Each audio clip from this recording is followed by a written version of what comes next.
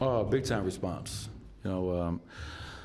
Anytime you can go against the number one team in the West. And I told our guys, I know the fourth quarter didn't go our way, but we did a lot of good things yesterday. We just have to play closer to 48 minutes, and I thought we did that today.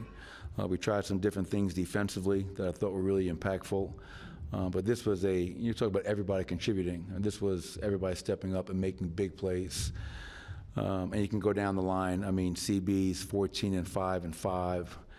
Michael Porter 17 and 6. Nikola 35 and 18 with 8 assists, 1 steal, 1 block. Russell Westbrook. What about that ovation for him? I mean, doesn't that say a lot about Russell Westbrook and how this community still feels about him? But 16, 7, and 5. Jamal's numbers, and I thought Peyton off the bench, was outstanding. He was our DPOG. Jalen Pickett, Zeke. So good team win. Responded well. Thought our defense in the second half was much better than it was in the first half. Held them to 41%. Good assist turnover numbers and good transition numbers. So we can't relax. We know we got a tough schedule coming up at home, and then we got to find a way to protect our home court. What was the mentality doing everything you did defensively against Shea? The best way to stop a great player is don't let him get the ball.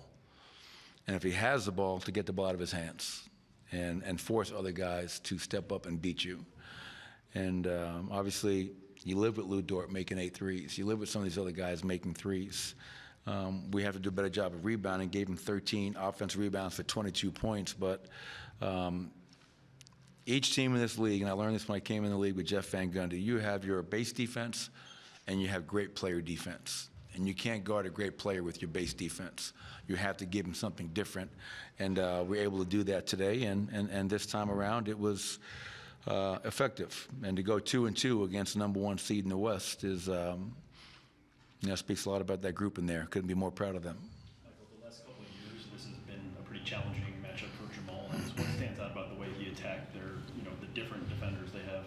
Well, I would say, one, Jamal deserves a ton of credit for the efficiency in which he played. 34, 11 of 22 from the field, 3 of 7 from 3, 9 of 9 from the foul line. 0 turnovers against that team, and the amount of pressure he's getting is incredible. But I also felt it was his teammates getting him open. Lou Dort is a, all defensive team type player, and you have to create separation. You have to give him room to operate, and I felt his teammates gave him some of that tonight. But Jamal was aggressive. He looked very comfortable out there. He was finding his spot, stepping into his shot, shooting it with confidence. And, I didn't even have to play him 40 minutes tonight. What do you like about that second unit as a whole in the non-Jokić minutes, both halves? I just like the speed, athleticism, versatility that they have. You got Zeke at the 5, Peyton at the 4, Michael at the 3, and whether it's Russ, Jamal, or Jalen Pickett, that group's been flying around and getting stops and getting out and running and playing with pace and tempo. But yeah, I just really like the versatility that they have to be disruptive on that end of the floor. What does it feel like to have this version of Peyton Watson coming back?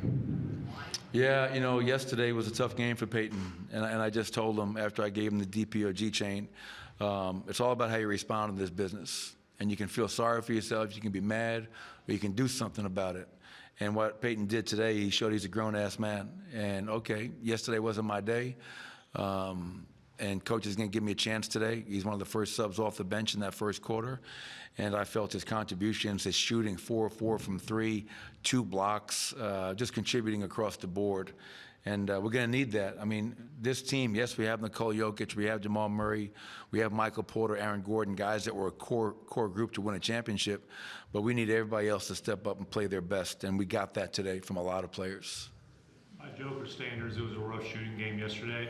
Obviously, extraordinarily efficient today, despite 3 games, 4 nights, bumps, bruises, all that stuff. What did you see from him tonight that allowed him to be so dominant in such efficient fashion? Well, I thought a lot of the looks he got yesterday were looks that he usually makes. And I think, the elbow injury, let's be honest, I think that's definitely can affect guys at times.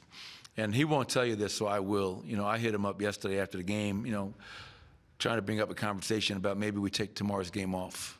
I gave him the minutes, 45 minutes, 41 minutes, 39 minutes, 38 minutes with a really bad ankle and an elbow. So, this is not a rest game. This guy is beat up with 18 games to go. And what I love about Nikola, he was like, hell no. Come on, man, coach, I'm playing. That's not even a conversation. Am I tired? Sure, everybody's tired. Am I a little beat up? Sure, everybody's a little beat up. But I want to play. And I think part of that was also we lost, and he wanted to lead this team and find a way to come in here and get a win today. And to go 15 of 20, obviously the 18 rebounds and the 8 assists and the block and the steal, the guy is just incredible. So, as I say all the time, man, very thankful that he's in a Nuggets uniform because you're watching greatness every single night. The way that he gets guarded, one of his real skills is being able to find open space in the floor no matter what coverage that he's seeing. Tonight it was like a lot of stuff from floater range. What makes him so good at being identify that so quickly and then just being able to kind of exploit wherever he's not being guarded like that? Well, I don't think people truly understand the IQ that he has. It's people always use the line, some people are playing checkers and some are playing chess. I mean, he is just a brilliant person, he has a brilliant mind. And, he sees things and he reads them in real speed. He's not a guy that needs to watch the game film after, and he can pick it up as it's going on. Tonight, it was awesome. I walked into a huddle, and he's got the board out, and he's talking to some of our guys about our zone defense. Hey, let's do this. And when you get that from Nikola, now you're getting everything, the leadership, the voice, the ownership of the team. And what you love about Nikola is that this year, three-point line, mid-range, low post, face-up game, the guy is just so efficient.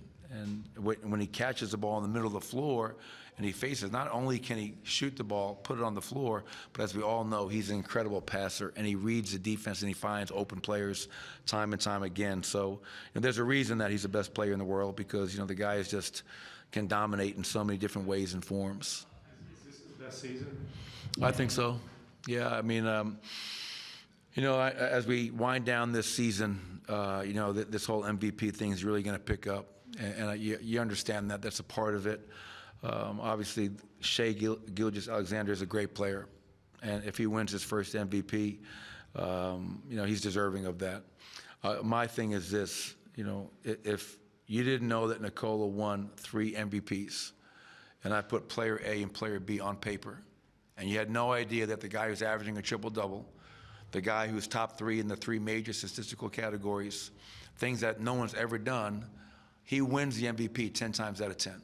And if you don't think so, I think you guys are all full of shit. You could put team records on this, player A, player B, and is that? You could. I mean, but the interesting thing with that is that the year Nikola didn't win it, we were first in the West. So if you want to use that card, I'm all for it. But the one year that Nikola didn't win it, we were the #1 seed in the West. So, and I get it. Like, it's different for everybody. Like, MVP, what it means for you might be different for what it means for Sean. Cool. And again, I'm not like, I will never negative recruit. Like, Shai is not a good player, great player. And if he wins it, I'll actually, clap my hands and be happy for him because he's such a great guy who's a great player and who's good for this game. So it's not Nikola versus Shai. For me, it's me promoting my guy because I know what he means to this game. And when you look at it from a historical perspective, he's doing things that no one's ever done. And you're also the #2 seed in the West.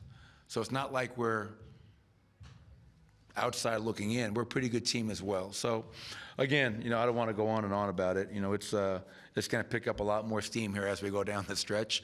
Understandably so. Great conversation. And, I'm more worried about can we find a way to go home and compete against the Minnesotas and the Lakers coming up.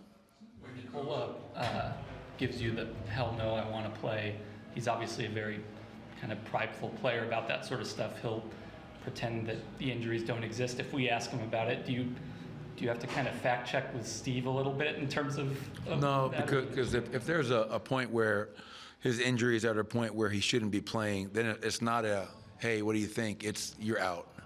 We have to, and that's what's gotten to it, Nikola, because he is so mentally tough, so physically tough. His availability the last 10 years has to be second to none. I mean, has anybody ever played the amount of games that Nikola Jokić plays with everything being asked of him tonight? I mean, again, 40 more minutes tonight. But the guy is just a machine, an efficient machine. And we got to go home and get him some rest and get ready to play our next home game. Thanks, everybody.